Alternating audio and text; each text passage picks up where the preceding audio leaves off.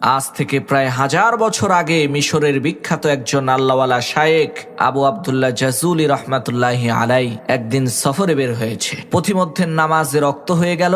এখন ওযু করার জন্য তো পানির প্রয়োজন। পানি যদি না পাওয়া যায় তাহলে তায়াম্মুম করার বিধান আছে, কিন্তু প্রথমে পানি তো খুঁজতে হবে। তো আবু আব্দুল্লাহ জাজুলি রহমাতুল্লাহি আলাই তিনি পানি খুঁজতে আরম্ভ করলেন। খুঁজতে খুঁজতে তিনি একটা কূপ পেলেন। সেই কূপের মধ্যে চেয়ে দেখলেন কূপের নিচে টলটলা পরিষ্কার পানি আছে, কিন্তু দুঃখের বিষয় সেই কূপের আশেপাশে কোনো বালতি নেই। তখন আবু আব্দুল্লাহ জাজুলি দেখতে পান ওই কুয়া থেকে একটু দূরেই একটা ঘর রয়েছে, আর সেই ঘরের ছাদের উপরে ছোট একটা বাচ্চা মেয়ে খেলা করছে। তখন তিনি ওই বাচ্চা মেয়েকে ডেকে বললেন, মাগো, নামাজে রক্ত হয়ে গেছে, আমি একটু ওযু করে নামাজ পড়বো। এই কুয়ার আশেপাশে কোনো বালতি দেখতে পাচ্ছি না, তোমাদের ঘরে কি কোনো বালতি আছে নাকি? আমাকে একটু দাও, আমি কুয়া থেকে পানি উঠিয়ে ওযু করব।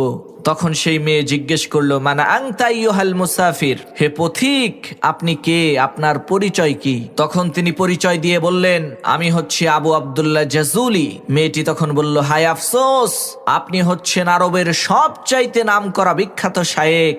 আরবের প্রত্যেকটা মানুষই আপনাকে চেনে। আপনি এত প্রসিদ্ধ নামকরা একজন আলেম হয়েও কূপ থেকে পানি উঠানোর জন্য বালতি তালাশ করছেন, এটা তো খুবই আশ্চর্য বিষয়। মেয়েটির এই কথা শুনে আবু আব্দুল্লাহ জাজুলি খুবই অবাক হয়ে মেয়েটিকে বললেন, মা, বালতি ছাড়া কূপ থেকে পানি উঠাবো কি করে, তুমি বলো তো দেখি। এই কথা শুনে মেয়েটি ওই কূপের মধ্যে থুতু মেরে দিল, আর সাথে সাথে আল্লাহ তাআলার কুদরতে ওই কূপের পানি উতলে উপরের দিকে উঠা শুরু করে দিল।